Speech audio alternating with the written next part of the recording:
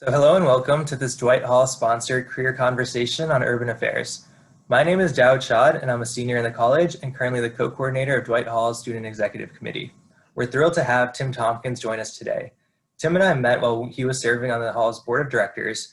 Together, we worked on developing Dwight Hall's group on Cross Campus, which is a platform for the Yale community to engage with each other. I'll drop the link for Cross Campus in the chat, and please join the Dwight Hall group if you're interested in connecting with peers and alumni. Also, we will be recording this session and a brief event evaluation survey will be put in the chat later on, so please take that. Once we get to the audience Q&A portion, please use the virtual hand raise function or put questions in the main chat or direct message me. So Tim Tompkins, Yale class of '86 and former Dwight Hall Co-Coordinator, is the president of the Times Square Alliance. He is a board member of the New York City Business Improvement District Association and the International Downtown Association. Prior to joining the Alliance, he was a founder and director of Partnership for Parks, which works to support New York City's neighborhood parks and which won an Innovations in Government Award from the JFK School of Government at Harvard for its work to restore the Bronx River.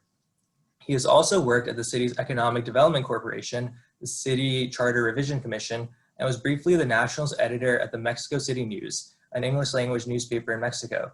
He holds an MBA from Wharton and currently teaches at NYU's Wagner Graduate School of Public Service.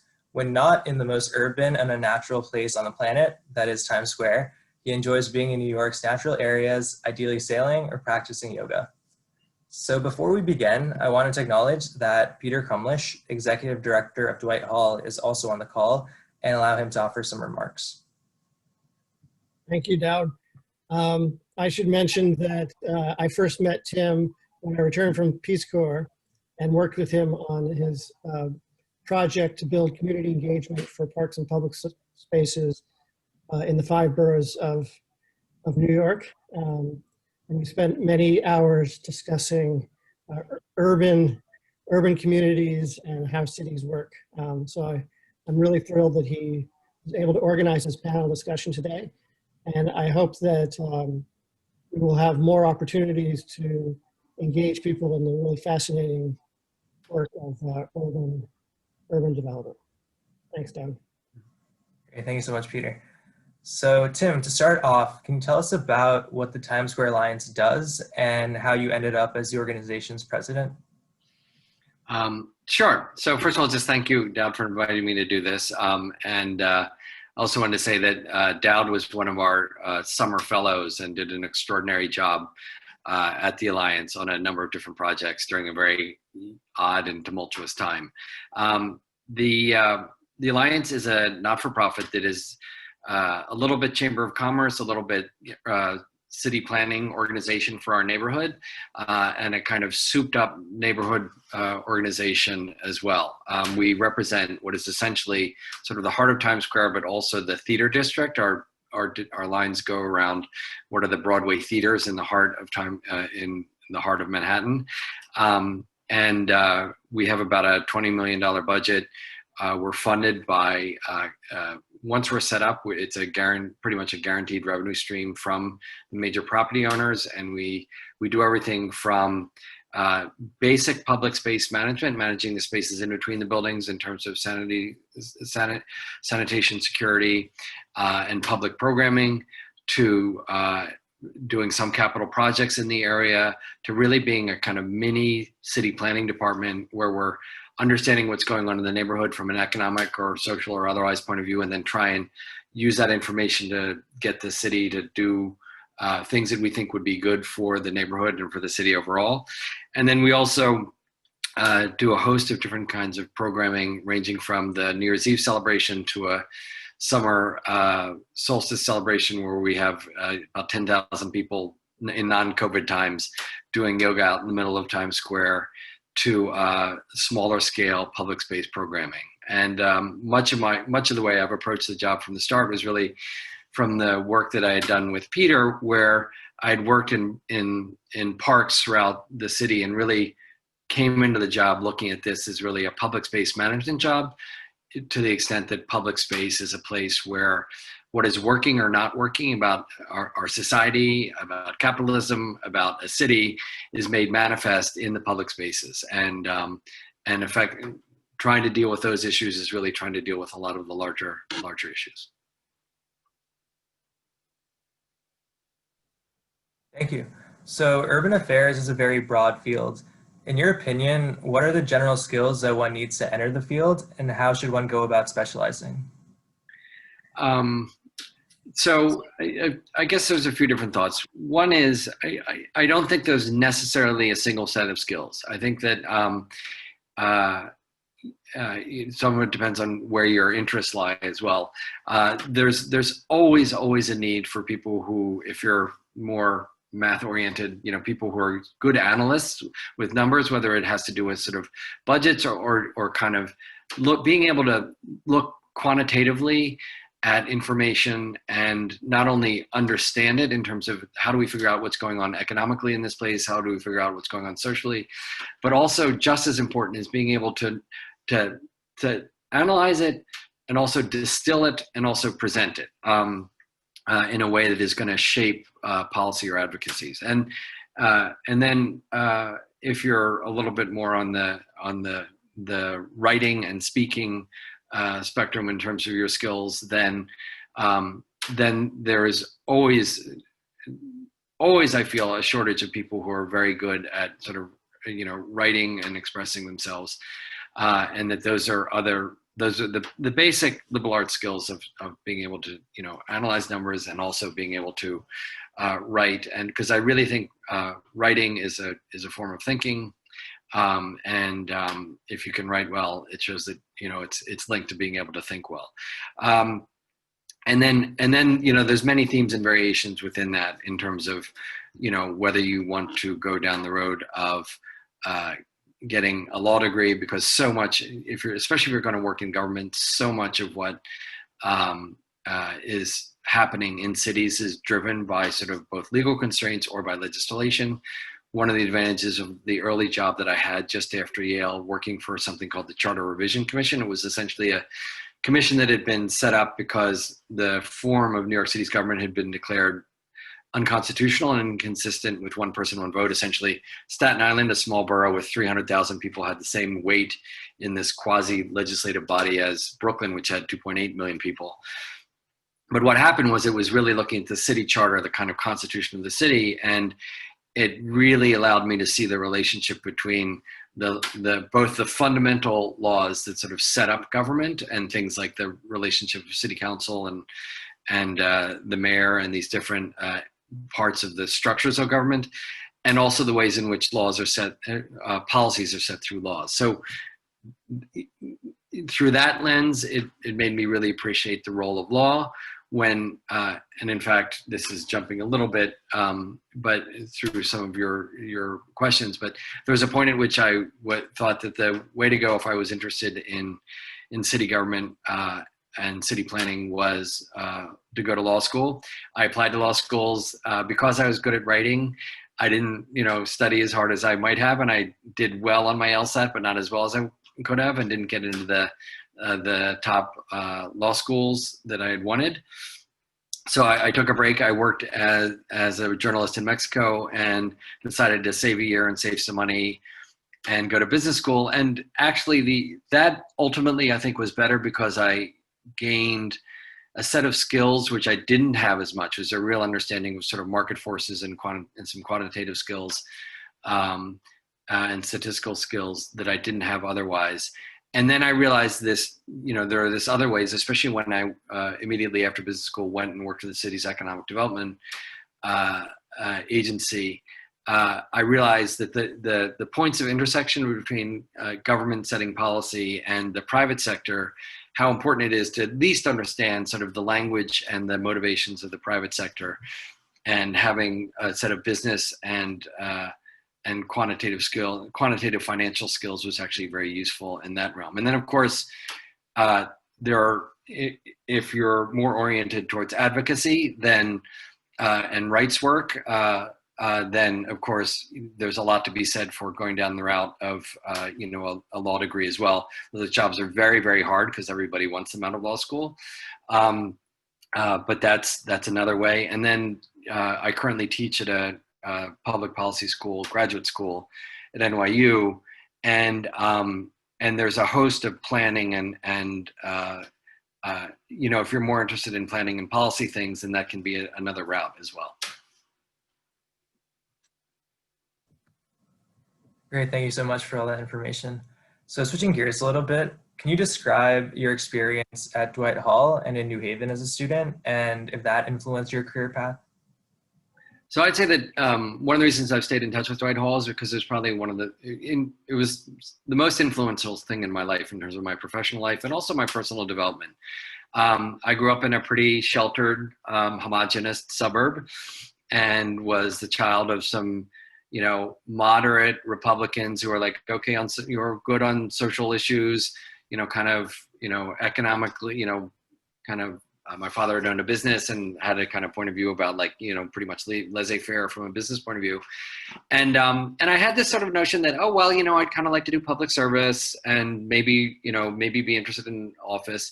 And it was through Dwight Hall that frankly, I went from I think a kind of simple idea about like doing good to like a much more sophisticated, complex understanding of the profound inequities and injustices in society, and that like you can operate within the system and make some things better, but that there was a real value in or you needed, if you're going to do that, you start to travel along the path from sort of service into justice, and you know, that came across in different ways. There was a time when someone who was associated with Yale gave a talk at Dwight Hall when I was on the cabinet, and was talking about his role in this this change in the housing laws in New York City that allowed a lot of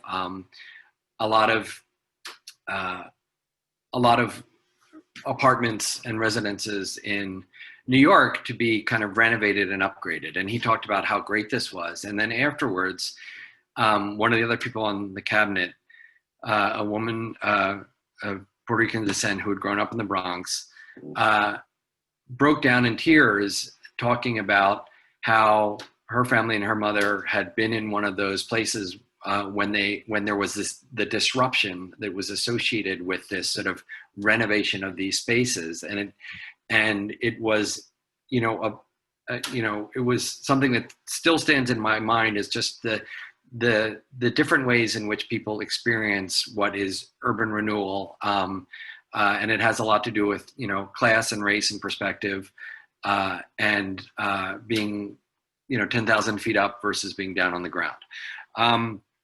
And the other people at Dwight Hall that profoundly influenced me, I remember there was a conversation around, I can't remember the specific topic, but it was a conversation related to race and society. And, you know, I remember someone of Asian descent somebody else, you know, made some comment like, oh, well, that's just semantics. And this person said, semantics is everything. And the way in which something is framed, especially when, as we see now, when so many things are framed through the lens of people in power and the institutions of power, then that itself is sort of setting an agenda. The other people who profoundly influenced me and really shaped my thoughts also were the two big political issues when I was on campus. One was apartheid, and Yale's continued investment in entities that, you know, were doing business in South Africa pre-apartheid. And the other was the no nukes movement and protesting against the nuclear proliferation.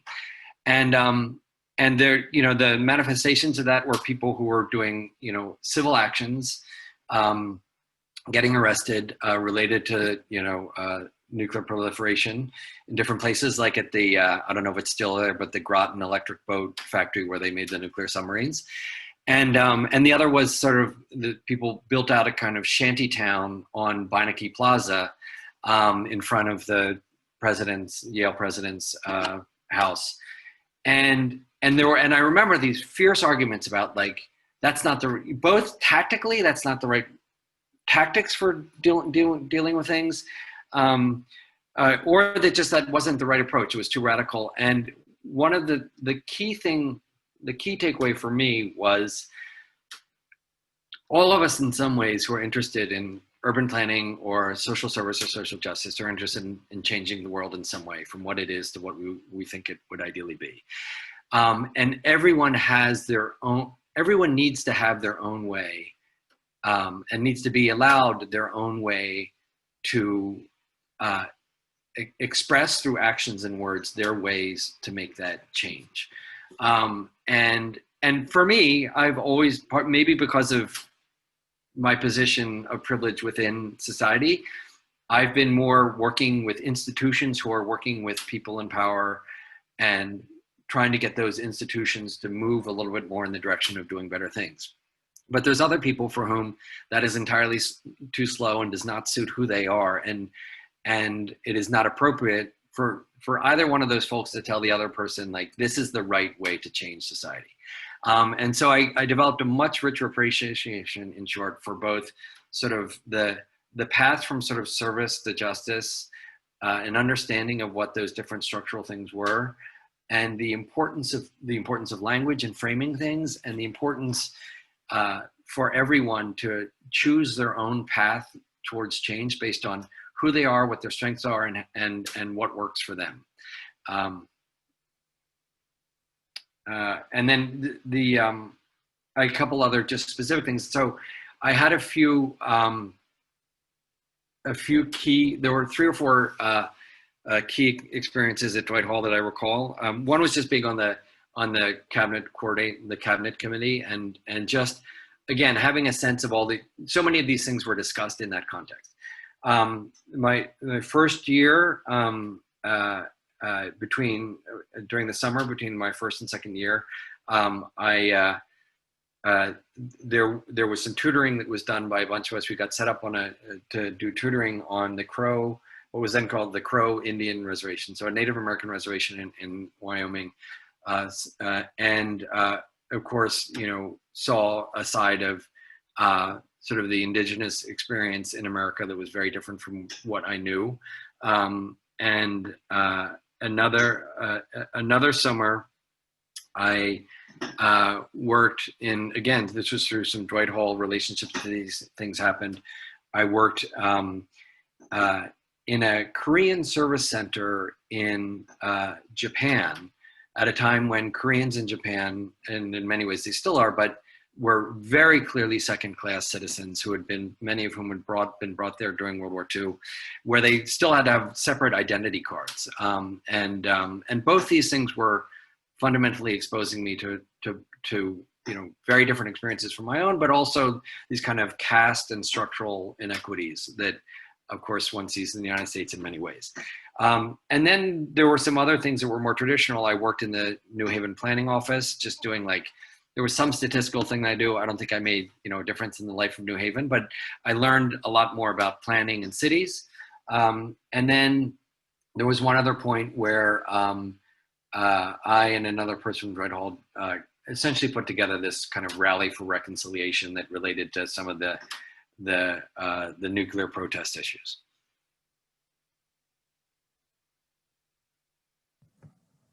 Thank you so much for sharing all those incredible experiences. So I have one final question, and then we'll open it up to the audience Q&A. So during the audience Q&A, you can feel free to unmute yourself if you have a question, or you can use the chat function. So what advice would you give to students who are interested in urban affairs and public service, but just don't know where to start looking for opportunities?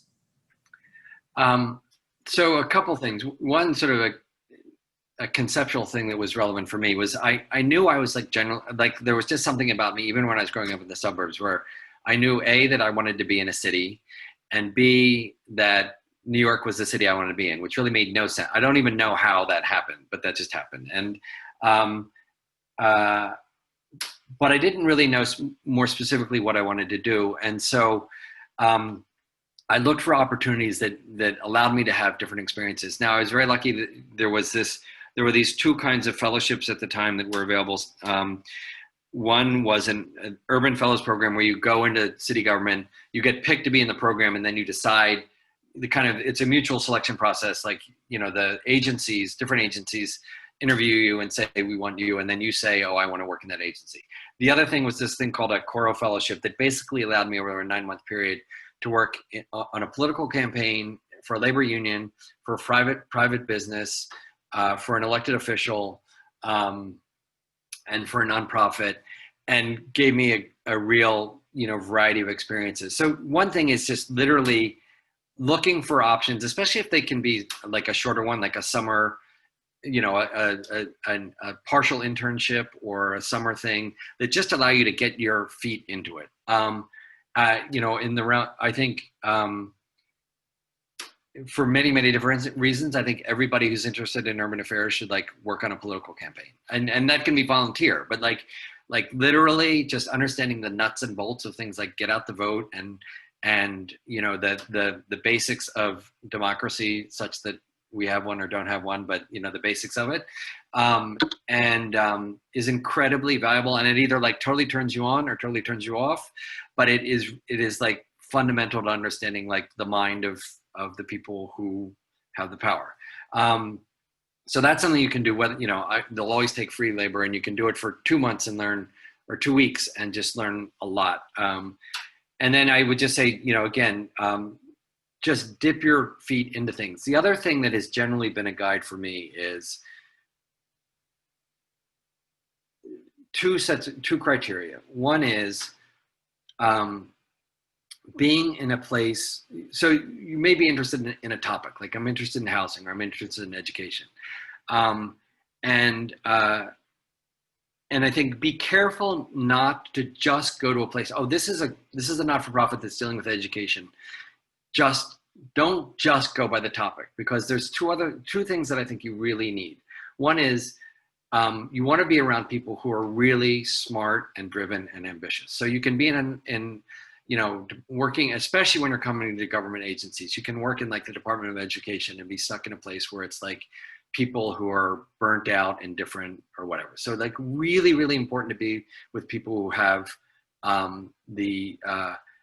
who you feel like they've got their passion and drive. And the other thing is a place that has some juice. And that could be that it's a not-for-profit that is well-known, well-respected, and changing something important that's happening. Or it could be literally an agency that the mayor or the governor cares about. Because again, you can be around really passionate, great people, but if it's not something that's a political priority of the mayor or governor or whoever it may be, or you're in an agency where there's great people, but they've got extremely limited resources, or they're not the focus of attention, so they're not really able to get things done, and those two things can kind of destroy your spirit if you're in either of those circumstances. So, and there were times when when I was at Wharton, I went, this entity called the South Bronx Overall Economic Development, SOBRO. And, there were very, very few entities like that advertised at Wharton. So I went up to the Bronx, and on paper, this organization seemed great. And I was interviewing with this guy, and about halfway through the interview, he's like, you don't want to work here. And he proceeded to tell me the ways in which the organization was kind of dead or ineffective. And it was a lesson really something can be so perfect on paper, but if the energy isn't right there, or it's somehow stuck, then you stay away.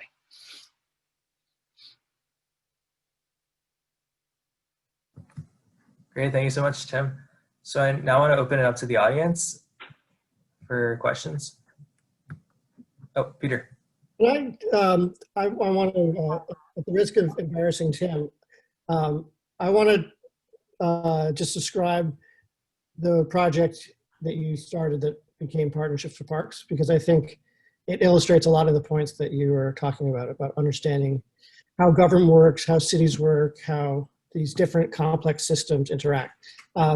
So Tim posed a really interesting question about urban financing, which was if the Central Park Conservancy and the Prospect Park Alliance are the new solution, the public-private partnership model to this intractable problem of funding and maintaining essential urban public spaces. Can that be replicated in other parts of the city that aren't surrounded by the most expensive real estate in the world? And so he picked 5 large parks, one in each borough, and basically said, let's do an experiment. And he managed to convince the Parks Commissioner to allow him to kind of set up this operation within the city government, which was sort of like allowing this kind of invasive cell to start growing. And it worked, and it did a number of interesting things. It recognized that what politicians need are blocks of constituents, and what communities need are sort of coalitions that can put pressure on politicians. And by working in this sort of interstitial space between the elected government, agencies and community organizations, there's a way in which you can kind of you can kind of put them together as an engine to drive change. And I learned a lot working with him around understanding that. I also, we spent a lot of time discussing, he mentioned this in the beginning about democracy, the very crucial fundamental need for there to be public shared space in order for democracy to work. And parks were historically have been the spaces in which people can come together and express themselves to like open large audiences. And I think it's interesting, back when we were working, the email and the internet was still fairly new. But I think that's a question we have today about, are we investing in our public spaces, whether it's online or actually physically in the little cities, and is our democracy suffering because we don't have a way for the public to engage each other in ways that's not being dominated by a market or some government force?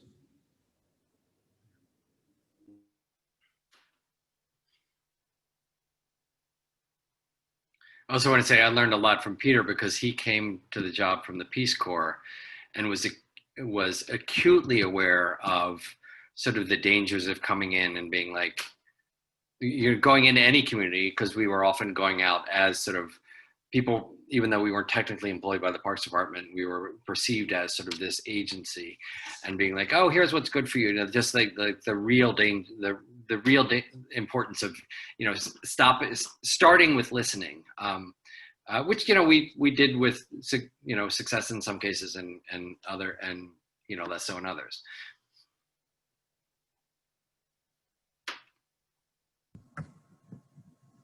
Great, thank you so much for sharing that information about the Partnership for Parks. So anyone have any questions for the audience?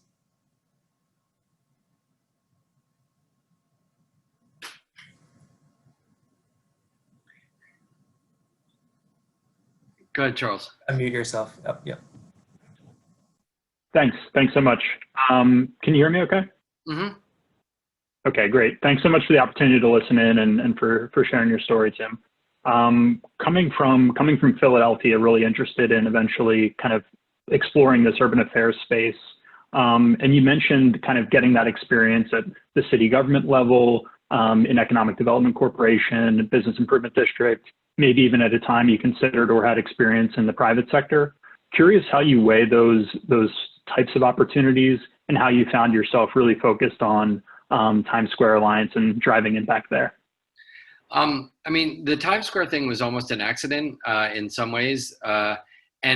So the very first thing was this governmental commission. So it was that also turned into a referendum, which at least in New York politics was very rare. So it was like running a political campaign, to get these charter revisions approved. and so I did start off really primarily interested in government. And then I found that I really, really liked going to like neighborhood meetings in all these different places, you know, and that made me think for a while that for quite a while that I thought I wanted to be an elected official at some point. At that point, I came out in college, and at that point there were very, very few openly gay elected officials. So I knew that was going to be a tough slog, but I was still up to sort of, do that. And then it would, then I went to work for the city's economic development entity, and that's where I got, a much more keen awareness of the ways in which government shapes, economic activity, and the both the risks and the potential of activating sort of the private sector, to change cities and to change society. In that case, the kinds of things that government does to incentivize people. And one of the reasons I left that job was because it was during a time when both the mayor and the governor of New York were like terrified of like losing big corporations. And so there were all these deals where they throw these enormous tax benefits at these companies that would threaten to move to New Jersey. And it was a part of my job was working on some of the, the financial analysis of those deals in terms of how much to give away. And it just seemed so incredibly short-sighted and wrong that we were sort of subsidizing these cigar chomping traders from the mercantile exchange who were threatening to go across the river. But I also got to work on a lot of the deals that transformed 42nd Street and Times Square, which itself was an urban development project, which had huge issues in terms of like many of its origins and what it did and how much was spent. But it was a great learning experience, and it was very, very much about like how do you incentivize the private sector to do certain things. So that got me interested in the private sector, but in the process, something in me was interested in parks, and I got interested in there was a parks advocacy organization at that point called the Parks Council that was always basically looking at these things through the lens of equity, of like, okay, you've got these neighborhood parks groups, but fundamentally the public funding for parks, which I think parks and public transportation are kind of the ultimate equity issues, or incredibly important ones, because they really are, for many different reasons. And I got into conversations with her about how one would develop a political constituency to get more public funding for parks. And part of the idea was like, why don't we tap and mobilize all these neighborhood parks groups?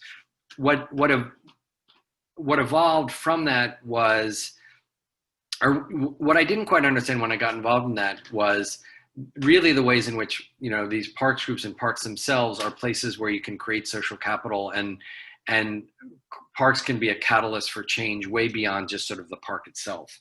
But this does get back a little bit to your question. Is there was a point at which I was in line to become like the vice president of the Economic Development Corporation for New York, focused on Manhattan, and I kind of had written up this whole idea about this partnerships project, gotten a funder a little bit interested in it, and then I basically decided I was going to go work for this foundation that had an affiliation with the Parks Department, and a parks commissioner who had a really mixed reputation, justifiably. Brilliant in some ways, horrible in other ways. And I remember somebody like this person who had been a mentor of mine, who had been a deputy mayor under Ed Koch, was the chairman of Lincoln Center. And when I told him I was going to go work on this parks project and leave this, not do this vice president of economic development, he basically was like, that's crazy. This is a no-brainer that you would not do that. But it also was just like, I didn't feel right about like these economic development deals. I was passionate about this other thing. And so that is the other thing. I do think, like, obviously I come from a place of privilege, going to Yale, being a white male. But it's amazing how often you can say, this is something that I want to do. And if you're focused on I just encourage people to be activists with respect to your own career in terms of making the paths that you want to the extent that you can. And I love the work at partnerships. What happened was that the person who ran this foundation that worked closely with the Parks Department retired, and I really wanted her job because it would have given me more power to do all these things. But literally, because a part of my job all along had been to get along with this crazy and often extremely distasteful Parks Commissioner, I was viewed as too close to him. And this agency was like, I mean, there might have been other reasons. So I didn't get the job. I was crushed. And then a few months later, I got this job in Times Square, which really was also quite the surprise when the headhunter said to me, I'd done one round of interviews, and then the headhunter came back and said to me, oh, look, they want to do a second interview. And I said, oh my God, that's great. He said, yes, it shows they're willing to take risks. And then, when I finally got the job, he said, what I meant to say was that you are the higher risk, higher reward candidate. So sometimes it pays to go for these jobs that you think you have no business getting.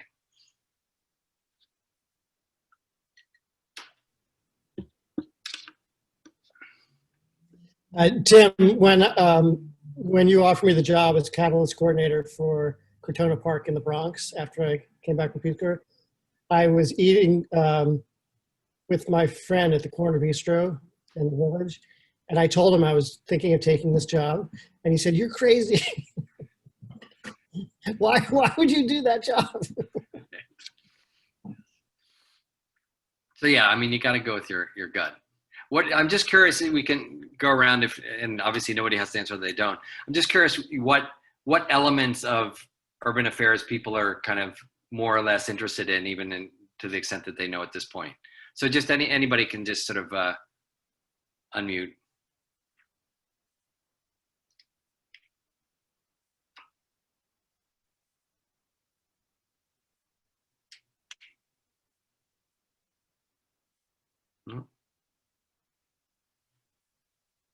Or non-urban affairs, just, not-for-profit stuff.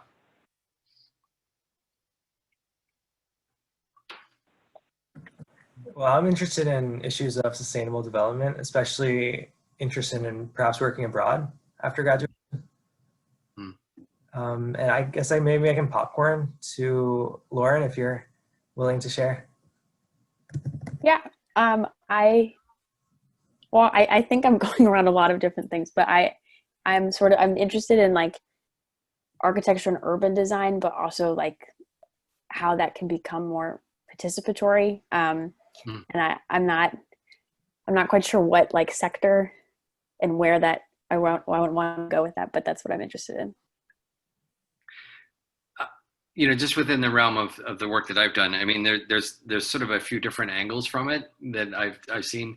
One, there's certainly organizations like the Design Trust for Public Land and even, Transportation Alternatives and some of these public space groups, as well as like the parks, now it's called New Yorkers for Parks, but basically public space or transportation advocacy groups that recognize that a key part of successful urban planning is, relates to design, both the micro design, like it could be street furniture, or the architecture of a plaza, to sort of larger planning issues and things like that. So, those are some of the kinds of places that are good to look. And then, on the other side of it, again, there was a period under Mayor Bloomberg in New York where the transportation commissioner, Janette Sadak-Khan, who really sort of led the drive to pedestrianize part of Times Square, take one of our major avenues and turn it into a pedestrian plaza, and she also put in the bike share system, was really ultimately like a designer and a planner, rethinking, the use of those public spaces. So being like in that agency at that time, working on some of like the bike route paths and the sort of designing these pop-up plazas could have been an incredibly sort of exciting time. So those are a couple angles. And then of course, the third thing is there are some, not a ton, but there's a handful of either landscape architecture firms or just architecture firms that are not just about designing a building, but really about the intersection of the interplay of a building with a community or a street or a place. And so there's a handful of folks like that. And then the one other thing is that there's an army of these kind of consultancies who often are advising, for instance, sort of a private sector developer that wants to sort of repurpose or build on some land that they own or that the city has put up under a request for proposals. And part of what they have to do is they have to like offer up amenities, which might be a park that's adjacent or sort of landscape improvements or other things like that. And so that can be another angle if you get with a progressive developer who's interacting with the city a lot. And then those are all angles from which you can do that kind of thing. Thank you. Anyone else willing to share? Or anyone else have any questions for Tim?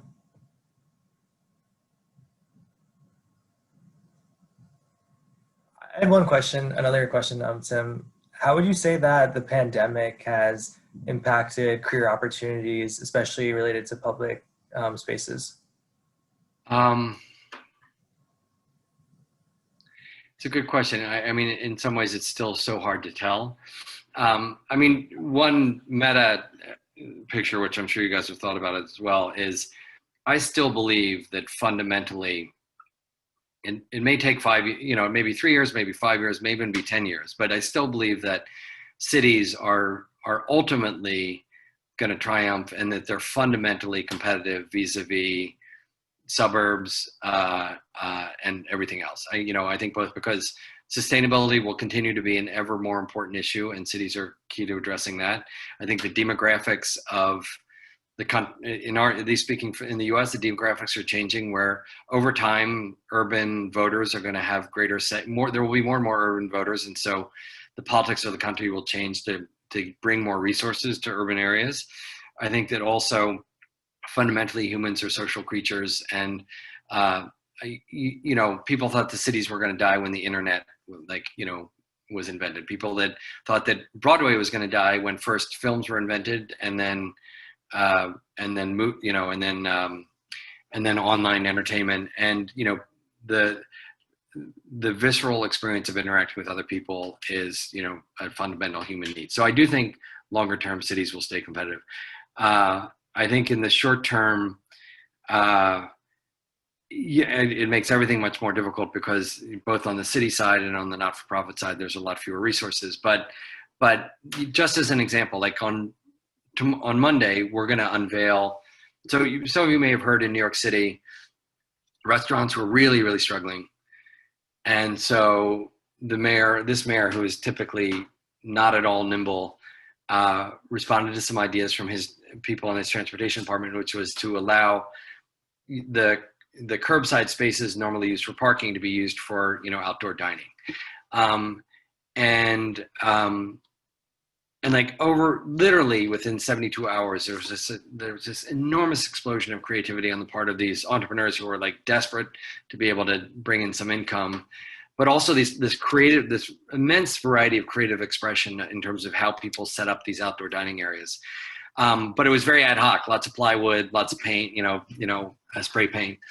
And so on Monday, a design firm that we were working on a much more ambitious plan that the same Department of Transportation squashed, are unveiling in Times Square a kind of curbside dining module made out of these kind of barricades that are usually used for construction projects to protect a sort of a sidewalk or a lane from cars. You fill them up with water, they're very heavy, they can really protect people. And they basically took those together and like attached seats and an umbrella kind of thing, and have come up with this incredibly innovative, much better looking version of a kind of curbside module that I think will, because now outdoor dining has been made, they're saying it's going to happen permanently. But the other thing is it's this paradigm change where suddenly, in a great way, we're recognizing, hey, this street space can be used for one private individual's car, or it can be used to sort of generate economic activity, create, a sense of community, enhance sort of a vibrant street life. So that's a very long answer to, within even these crises, there are a new set of opportunities that come up, some of which I think, will make money for people, and some which will just be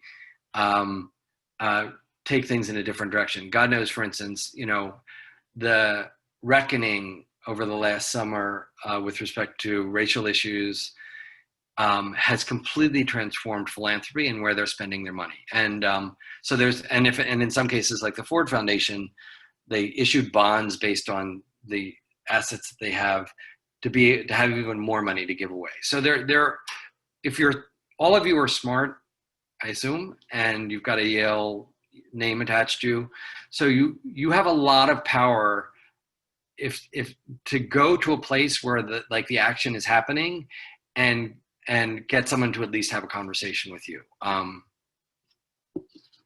even in a time of crisis and scarcity.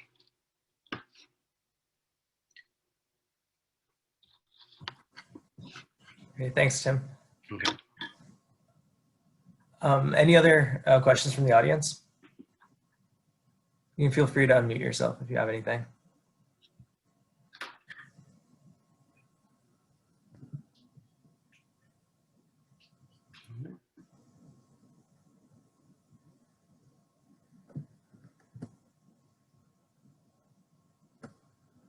It's fine if that's it. Whatever.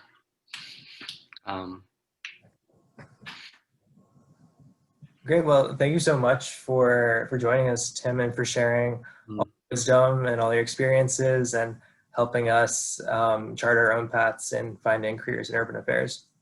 Okay. And if you have any specific questions that you want to follow up, and Dowd or Peter can put you in touch with me. Great. Thank you so much, Tim. Thanks. And thanks to everyone for joining.